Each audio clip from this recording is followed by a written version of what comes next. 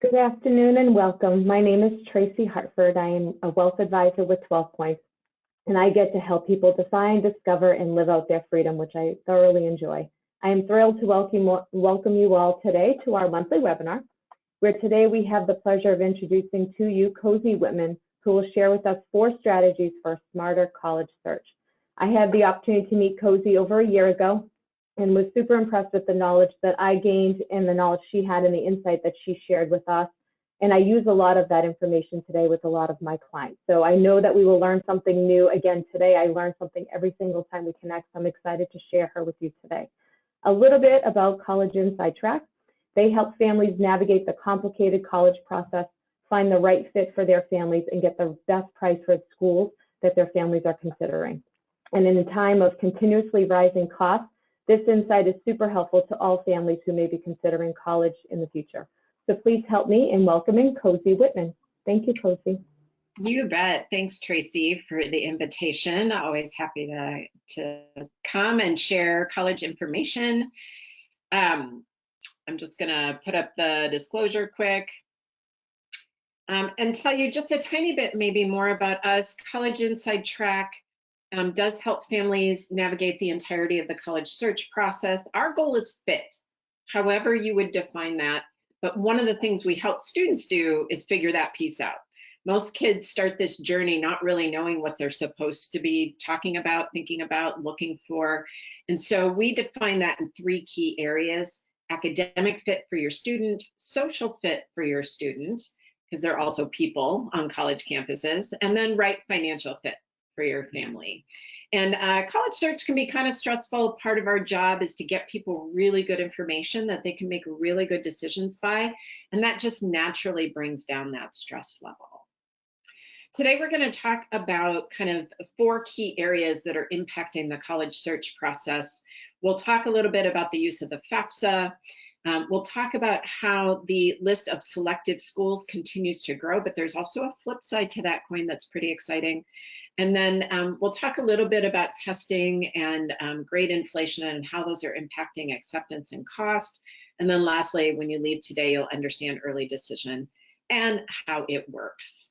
I think it is helpful to set the stage a little bit, though, and I want to share what we've seen as far as tuition increases. When we look at the last 30 years or so, what we see is that our public schools have increased their tuition by about 213%. Their private peers have gone up 415%. But before you start pulling out those spaghetti noodles and lashing those private schools for that crazy increase, I want you to take a look at our flagship universities. These are some Midwestern flagship schools, of course, but the East Coast is not exempt. UConn, University of Connecticut, has actually gone up 1,300% in the last 30 years, which means that college has surpassed all other industries in terms of increases. I always like to share a little bit about the state of cost of attendance. So this is the total cost to attend a school. These, of course, are the prices that people are paying to attend these universities. And I'm here to tell you, when I sit down with families, and I do this a lot, where we just sit down and chat college, I'm going to give you that chance too. What we see is your kids bubbling up schools that are on the top of this list. So I always want people to kind of prepare for how that works. The thing, though, that I want to point out are these bottom 3 schools. These bottom 3 schools are the flagship schools of their states. When we look at the flagship schools, they are all typically over $30,000 a year. But I still bump into families who are hoping to pay $20,000, $25,000 for a college education. And candidly, it's nearly impossible. The other thing that's very challenging in our current environment is asking your student to pay for their own college education. There is an assumption in the market, in that industry, that you will actually be contributing in some way, shape, or form. I'm not saying that's right, I want to be clear, but it is the assumption made. I want to talk about transfer rates, because one of the things that people often say to me is, look, we can pay for college, but we don't really want to overpay for college. And so one of the things that I just point out is that transferring schools increases the cost of attendance. And so what we see nationally is a transfer rate of 38%, meaning a kid goes off to a college, discovers it's not the right place for them, and sometime during that 4-year stint, they change schools and go to another university. And if they go from one state school to another state school, that actually increases the cost of their degree by $14,000. And if they include a private into that mix in any way, shape, or form, that number actually goes up. Of the 38% who made a poor choice the first time, almost half of those kids, 46% of those kids made a poor choice yet again, end up going on to a third school, increasing the cost of their degree by $24,000. And the primary bulk of that increase has to do with the fact that when people transfer, they end up adding time. So they are still in school in year 5, in 2 transfers, maybe even into year 6, increasing the cost of their degrees. So right fit first time is so important. I also like to help people understand what colleges actually mean when they say financial aid, because what colleges mean and what parents mean are usually different things. Lots of families start their conversations with me off by saying like, well, we're not going to qualify for any financial aid. And what they actually mean is they're not going to qualify for need-based grants or scholarships. However, when the colleges talk financial aid, they're not just talking about need-based aid, they're also including merit-based scholarship dollars. So when you see the average student on our campus gets X amount of financial aid, you should know that they're including both of these. And the third thing that they're actually including in that number is loans. So I think it's helpful to know that, because that's the first place people go to figure out like, what would I pay if I go off to Quinnipiac? And often the numbers the schools are sharing with you are irrelevant to what you will physically pay as a family, because if you're not going to be need-based, if that's true, then that number is including need, because every college on the planet, the average student is getting some portion of need, because there are always kids paying the maximum and there are always kids paying the minimum. And so it's important to understand that. The other thing to understand is your student may or may not get the same amount of merit scholarship money that kids on that campus are getting. And if you don't plan for loans to be part of the mix, then that number is super duper irrelevant. So we're going to talk a little bit about need and how it works today. There are 2 forms that your family will be asked to fill out potentially. Most schools use the FAFSA. There are only a few in the country that do not. And most people are kind of familiar, at least with the term. It stands for the Free Application for Financial Student Aid. Some schools, and these are more selective schools classically, that use a secondary form, called the CSS profile. These 2 forms today kick out a number that is now referred to as the Student Aid Index. The terminology expected family contribution is now retired. And so when you get your student aid report back after you fill out your FAFSA, there'll be a number in the corner that says SAI. It does not look like a dollar figure, but it is. So I always love people to understand kind of how the formula for the FAFSA works, because it classically cannot be manipulated, and we'll go through that here in a second. There are 2 parties that have to include their information in a FAFSA form. The first are you guys, the parents.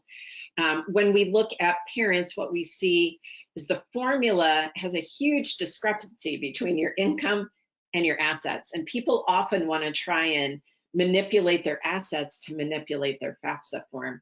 But you can see from the formula here that would be really challenging to do, because your income is assessed at 47%, where your assets are only assessed at that tiny 5.64%. If you have 529 plans, they are included on the parent side. Even though your students are the beneficiaries, it actually is included on the parent side of the form, and so getting assessed at that 5.64%. And sometimes people get a little disgruntled about that. But here's what I'll tell you. if you've had a 529 plan or some other savings vehicle, the interest on that savings vehicle has far surpassed this little tiny 5.64%. And when people don't have savings, guess what they have to do? They have to use loans instead of that savings. And the interest on that loan is also going to far surpass that little 5.64%. So saving for college, good. If you're doing that, pat yourself on the back. The other person that has to include their information are students. You can see the student numbers are larger than the parents. They assume that if students have assets or income, that they'll be using that for college. So assets at 20%, income at 50%. Good news, most students don't have much of either of these. And so it doesn't classically impact the FAFSA. Now, there are one-off scenarios where that might be true, but for the vast majority of 18-year-olds going off to college, their numbers aren't classically influencing the outcome of the FAFSA. Parents are. Third parties, and I have grandparents here, but it doesn't have to be a grandparent. It could be an auntie, an uncle, a godparent. It could be anybody who wants to help your kid pay for college. Those people, not assessed at all. Their information does not go on the FAFSA. Grandparent 529 plans do not go on the FAFSA. And so just know that if you have a third party helping your student pay, there's no negative impact to the student. And I should have mentioned, I didn't, I'm happy to take questions as we go along here. So feel free to drop questions into the question area. And I certainly can pause here in a slide or two and take your questions. And don't be shy, this is your opportunity. So go ahead and drop your questions in. So my first tip for you today is the FAFSA cannot really be manipulated. People try. It is a rare family that has that opportunity because income is such a huge portion of the formula.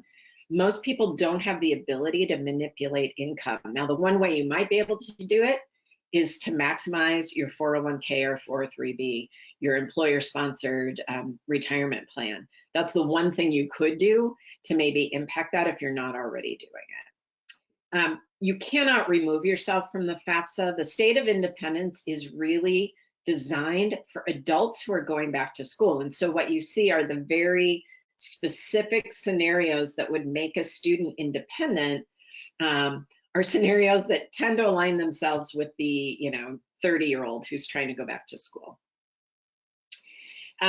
Retirement accounts and your home do not belong on the FAFSA. So do not put any retirement accounts on that FAFSA form. And your primary residence value does not belong on your FAFSA form. However, if you have small businesses and farms, those actually do need to be included. It'll be interesting to see how this rolls out. The big, beautiful bill that got passed actually removed these from the FAFSA again. So more to come there. This is a changing scenario. Parents where divorce is part of your family status. In a divorce scenario, only one parent is filling out the FAFSA form. And the way that the FAFSA determines that today is based on the financial support from the parent. It is not based on who claims that student for dependent status on taxes. It is not based on custody. It is 100% based on who is financially supporting that student more. So whoever is providing 51% of support. What the federal government did not do was actually define this. So we don't really know what they mean by financial support, but because they didn't define it, you get to. And so just make sure that you have documentation that supports the decision that you made. Multiple kids in college at the same time do not impact your need status. However, the FAFSA does take into account household members, right? So it used to have a huge impact on the outcome of your FAFSA to have multiple kids in college at the same time. It does not any longer. So the actual assessment of income, for instance, if you have two kids going off to college, student A fills out their FAFSA with you, of course, because parents should help. You guys fill out that FAFSA form. Your income is going to get assessed at 47%. You fill out student B FAFSA form, your income get assessed at 47%. So in essence, the formula today assumes if you have 2 kids in college, you can afford to send off to college with them 94% of your income, which of course, none of us can do. Well, you might be able to do, but you probably don't want to. The other thing that you should know about the FAFSA, though, is that it can be used as a demonstration of your ability to pay. And so we recommend that people fill out their FAFSA forms. Without it, the schools really have no understanding of your ability to pay. The information on the FAFSA is really important to them. And so what we see is when people don't fill out their FAFSA forms, sometimes there is impact to the student's ability to get accepted. And there are certainly colleges where we know for a fact that without a FAFSA form, that student it falls further down the list, right? The kids whose families filled out their FAFSAs march up the list. And so it's important to keep that in mind and do fill out the financial aid forms. I'm wondering if we have any questions. If you have a question about the FAFSA, go ahead and drop it in. One of the things I'll do here in a couple of slides is stop and take some questions. So go ahead and drop your questions in. All right, so sometimes people think, oh, well, we're not going to qualify for any need-based aid, so all is lost. I guess we're just paying full price. I want to kind of help you understand how the landscape works today. The other thing I hear commonly is like, oh, I'm going to have my student fill out tons and tons of scholarship applications, and we'll get some of those. I want to bring you into the world of how college actually works today. One of the things that I find is that most families are still playing on the 1995 game board of Let's Go to College. And what I want to do is get you on the 2025 game board so that you understand how it works and you can make some really conscious choices. So if you're still thinking about college as being public or private, if you're still thinking about schools as being in-state and out-of-state, you are playing on that old game board. I want you to ditch that old world thinking. It does not suit the landscape any longer. Today, schools are flexibly priced or inflexibly priced. And I say that because there are public and private schools in both of those two categories. And if I just use the state of Michigan as our example, right? If you're a family in Maryland and your student wants to go to University of Michigan, you will pay every penny of $80,000 a year. And that's not because you're coming from another state, it's because Michigan thinks they're that and a bag of chips, right? And so they don't give away scholarship money. It's just not a thing at University of Michigan. They don't even give it away to their residents. However, for their residents, the pricing is different, right? So it's a good example of the fact that an inflexible school is not good or bad, it just is, and you just have to know that's how they function. If your student would be up for going to some of the smaller schools in Michigan, maybe Western Michigan or Northern Michigan, yes, I know they don't have the same branding, but those schools don't actually charge out-of-state tuition. Everybody goes for the same price. So that still makes them inflexible, but it's inflexible in your favor, right? Because you'll be paying the same price the residents pay. You could go to one of those schools for about $26,000 a year. So it's a good example of how leaving your state is not always more expensive. And we see the same thing showing up in the private schools, right? If your student wants to go to Johns Hopkins, they are inflexible and you will pay every penny of their, whatever they're charging today, $89,000 a year. I don't know what it is. However, if your student's interested in looking at Quinnipiac, Quinnipiac is a very flexibly priced school. They're thinking about lots of things your student brings to the table, and this is the key, that help them with the things they care about. And so demonstrating who you are to those colleges brings stronger scholarship dollars to the table. But you have to know who's who in this landscape because colleges are the single largest source of scholarship dollars. I would not recommend having your student out on the internet applying for tons and tons of scholarships. The average private scholarship award amount, so this is all private scholarships, businesses, employers, and third-party internet-based scholarships. The average award amount through the private scholarship space today is $1,900. The average student had to apply to between 50 and 80 scholarships to win that award amount. Candidly, your kids would be better off just getting a part-time job summer before they go off to college. So I wouldn't recommend the private scholarship space. I would recommend understanding how the schools work better. So when we look at the scholarship space today, what we see is the #1 influencer of the scholarships that will be available to your student are the schools that make it to the list in the first place. This bubble should be like 10 times bigger than it is, because you cannot get money out of schools that don't do it, but you can get a lot of money out of schools that do. So the schools that make it to the list in the first place are the way that you determine the price of college. The other two influencers here for the price you pay for college are the decisions your students making in high school, which is why we love to work with students who are sophomores and juniors, because there's still time to kind of influence that.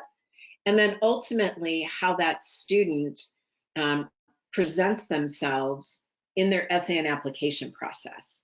These three things together will bring about the largest amount of scholarship dollars for your family. And even if you're thinking like, look, we've saved well, we don't really care about the cost of college. These things also, by the way, influence acceptance. So acceptance and dollars are all tied together in today's landscape. So if colleges are the thing, what should you be looking for? Well, you should be looking for schools that offer merit aid in the first place if you want to reduce the price. If you don't care about that piece, then this piece is a little bit irrelevant for you. But it's important to understand not all schools do. If I'm a school that has an acceptance rate of 6%, I don't have to give away money. I don't care how smart your kid is. I have lots of smart kids to choose from. Duke last year had 54,000 applications for 1,700 spots. Duke does not need to give away money. Kids are bashing down the doors to get into that school. And so all of our highly selective schools fall into this category. There just is not money available. If you are interested in merit aid, then here are a few of the things that the schools are thinking about. Grades and test scores do matter in today's landscape. So you're looking for schools where your students' numbers bring them into the top 25 to 33% of the freshman class. By the way, that is also aligned with their success at that school. So well-documented research shows that swimming with your fish is a better idea than swimming with fish that are above you, right? Hanging with the sharks doesn't usually work out for students. So looking for schools where your students' numbers bring them into kind of the top 25 to the top third of the incoming freshman class not only brings better money to the table, but ensures better success by about 40%.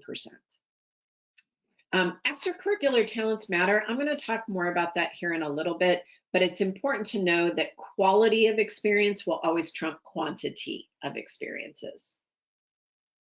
And then be demographically interesting. This is super easy to do.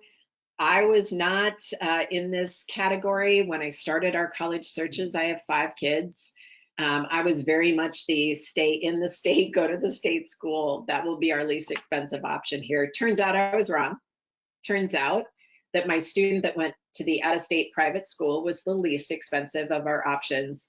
The out-of-state state school was also less expensive than ultimately the one that my other kids went to, which was our flagship school. So our flagship school was more expensive than the out-of-state state school and also the private college. So it's really important today to kind of wipe clear of all that stuff you think you know about college, because it just doesn't suit the landscape. I do want to give you a quick peek at how schools think and what they bring to the table in terms of how they're thinking about your student.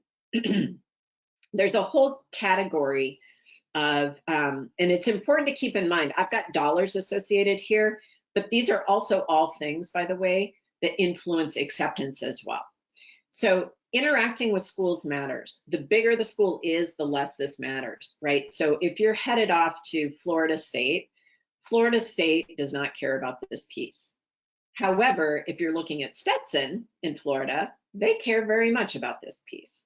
Demonstrated interest is your student interacting with the school in some way, shape, or form. It could be a tour, but it could also be things like following their social media. It could be jumping on Zoom panels. There's all kinds of things your student can do. Look at this. For kids who are not from their area, schools bring a lot of money to the table. This is one school-specific recipe, but these are common practices. So it turns out the one thing a school in Tennessee does not need is more kids from Tennessee. Shocker. They all want to say they've got one kid from all 50 states and 37 countries around the world, right? So if you come from a different part of the country, you are more interesting. The next few, of course, is about finding successful students. I just want to point out, and I'll get into this in a second, yes, even if a school is test optional, they are still often associating that test score with scholarship dollars. Just for filling out financial aid forms, it does not matter what the outcome was. That's how important this information is. This school bringing $4,200 to the table for that per year, right? So it's important to fill out your financial aid forms. It has a lot of influence on both pricing and acceptance. And then a well-written essay. Lots of kids think the essay is a throwaway thing, that nobody's reading it. They are reading it. And for some students, this can be worth as much as 8, 9, 10,000 additional scholarship dollars. We spend a ton of time with the students that we work with on their essays. Let me pause quick and just see if we have any questions. If not, you guys will be the least chattiest group that I've presented to in a long time. There is a question in there. Don't be embarrassed. Feel free to jump in. This is your moment. I do have one that came up. It says, I have twins. Does it impact my paying capabilities? Yes, there's no question. The good news is, though, that you can, the needs side of the house is not going to be as helpful for you, right? However, the good news is you can instead influence the price by thinking about schools that are better scholarship gifters, right, for your students. And so I'm going to offer an opportunity to do a family consultation. Take advantage of that, and we can talk more about that specifically and how that might work for your family to help you not have a heart attack when the bills start to show up. I have another question too. One other question is, better to pay FAFSA interest all along or after graduation?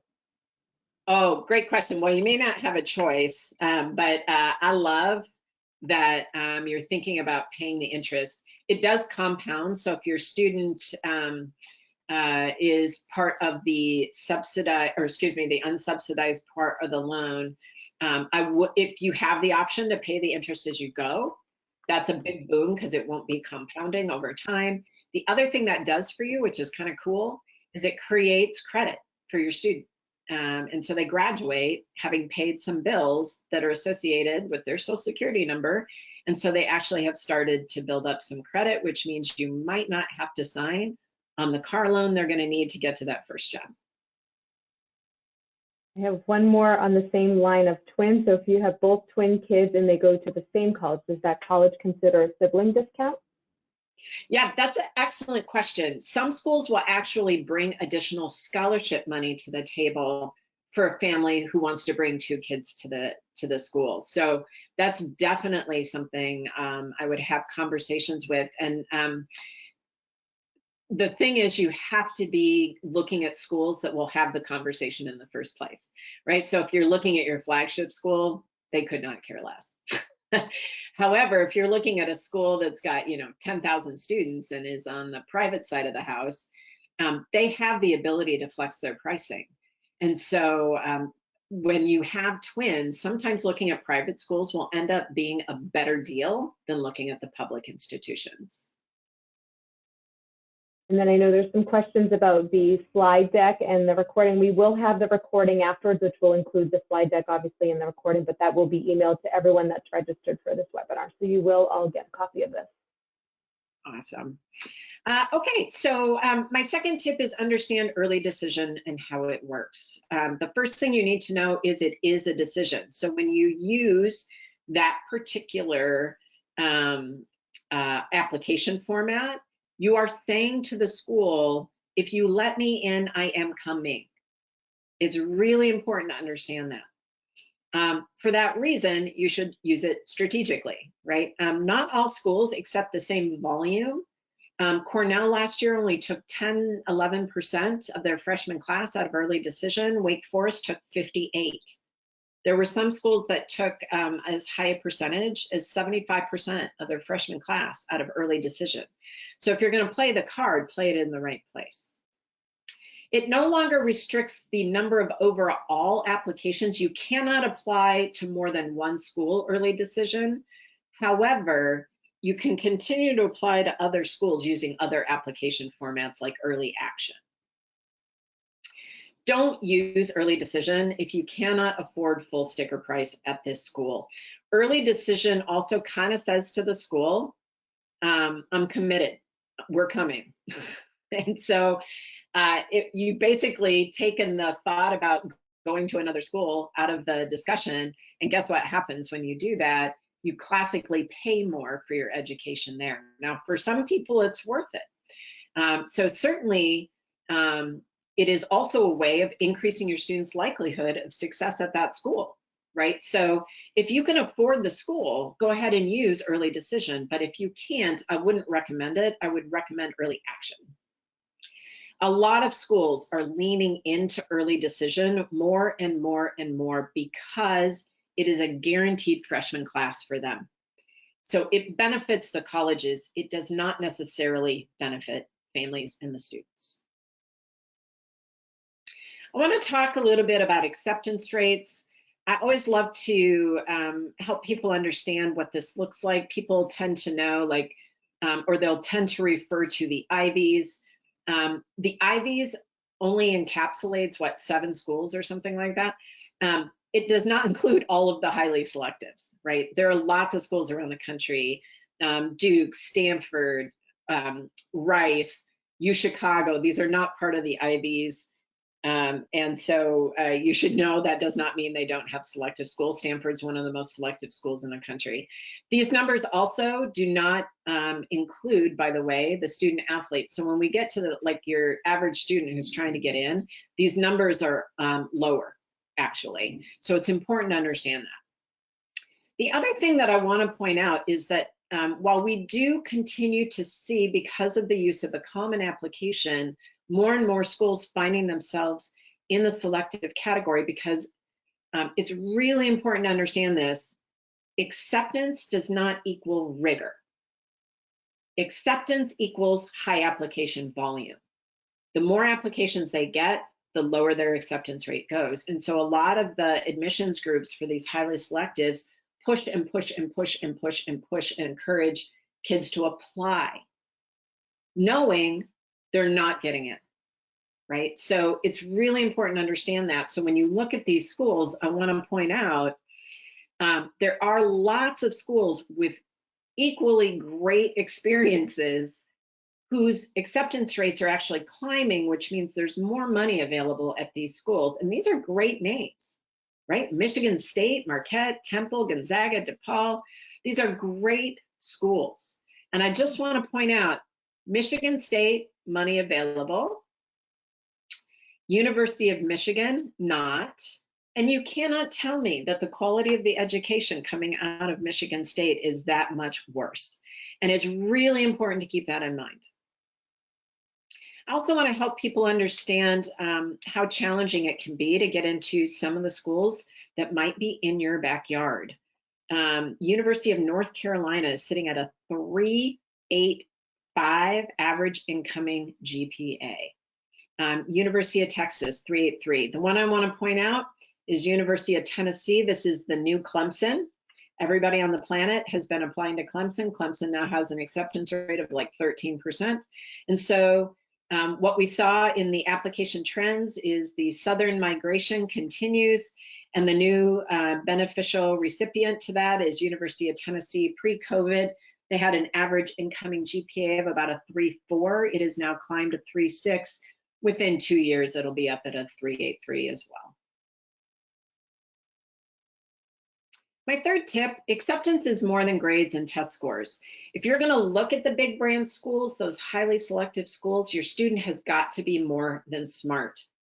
They've got to look at passion projects, some kind of project that sets them apart from other students. Because again, with an acceptance rate of 3, 4, 5%, that is a lot of applications.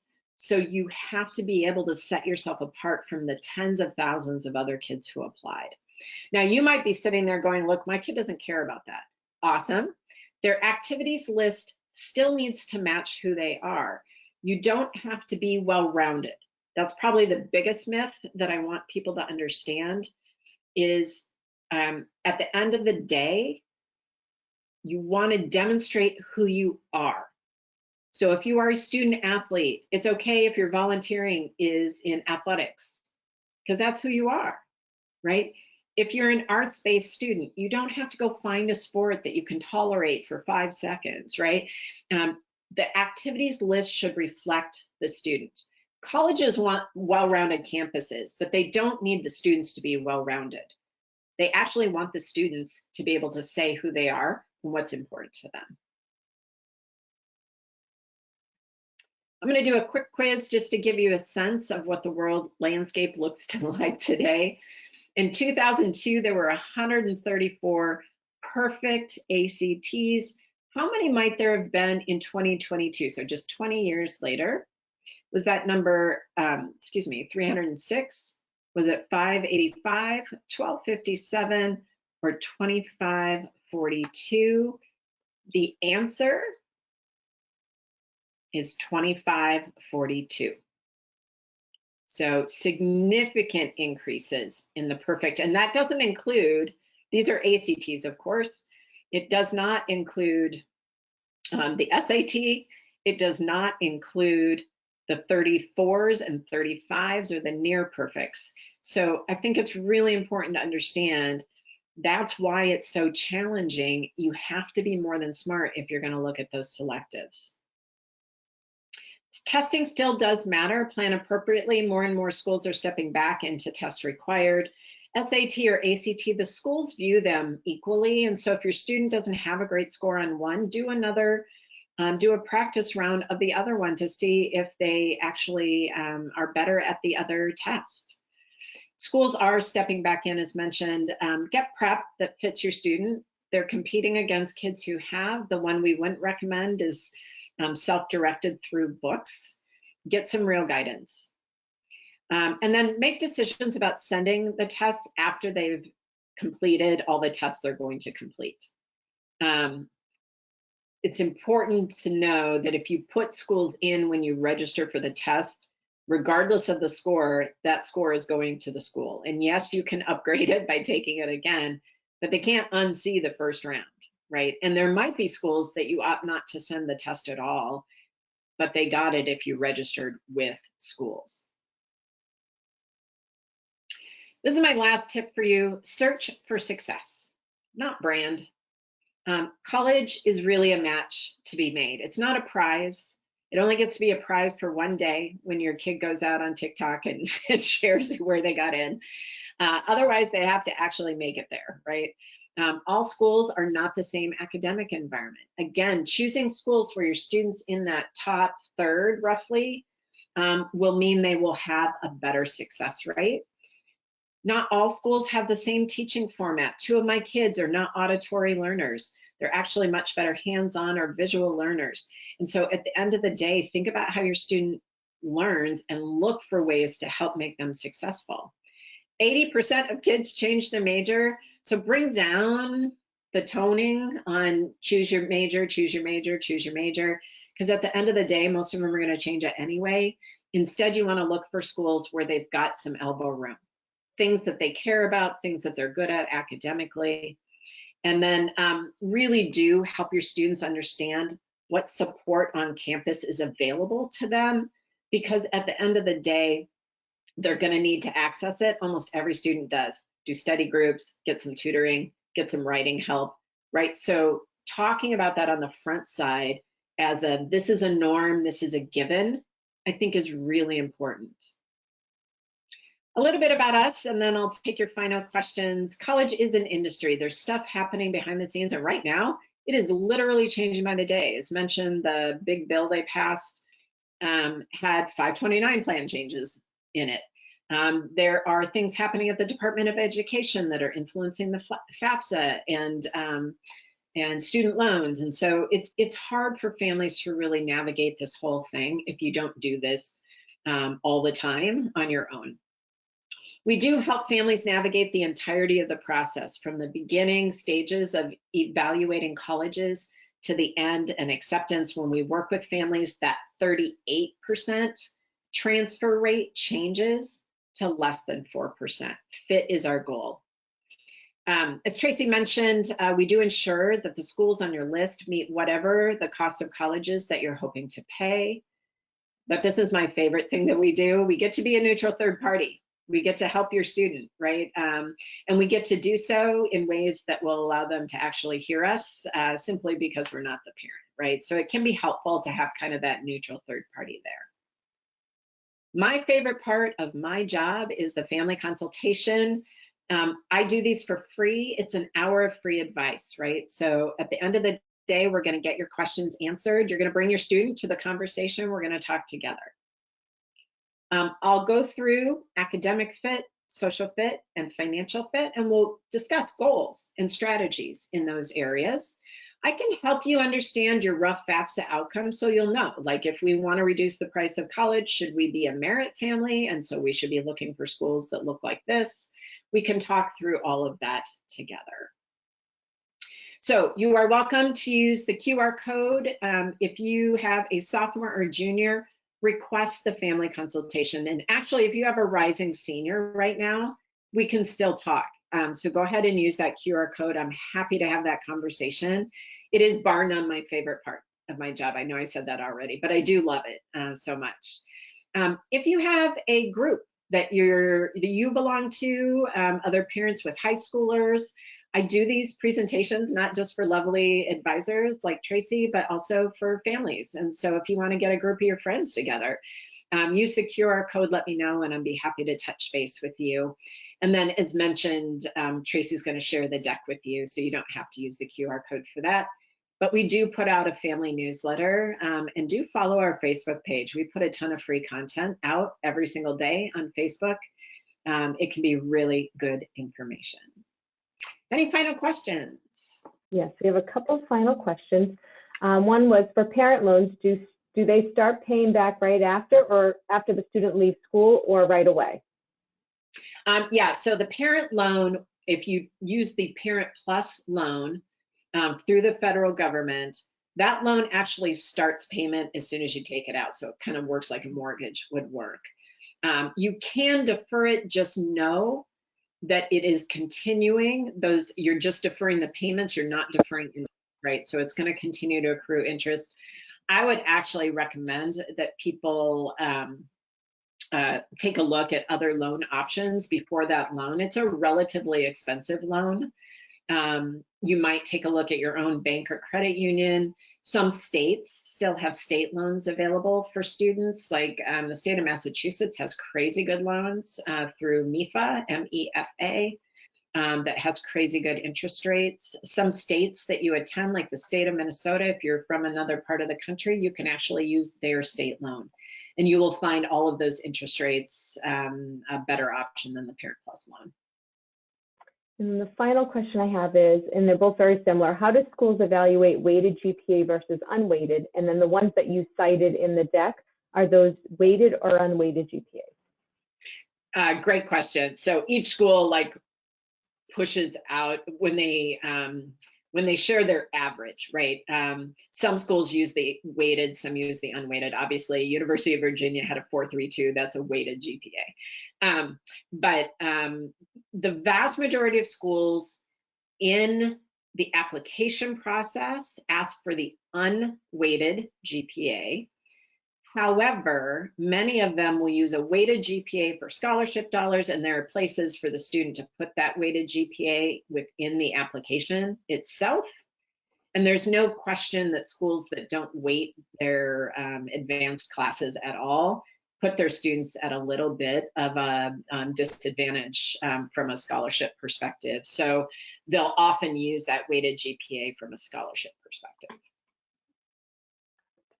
And I think those are all the questions I had. If we missed any, please reach out. Again, I would highly recommend taking COSI's offer to do that free family consult. Many of my clients have done that. I will do the same when my daughter enters that right stage. But thank you, COSI. This information is super helpful, super timely. And for those that are on this call that are not working with 12 points, if there's a way that we can help you understand where you want to go and where you are today, please reach out. We also offer that free consult. I'm happy to talk and chat with anybody that's planning for their college planning days. So thank you again, COSI, and thank you to our audience. Have a great day. Thanks, Tracy. Thanks, everybody. Enjoy the day. Thank you. Bye-bye.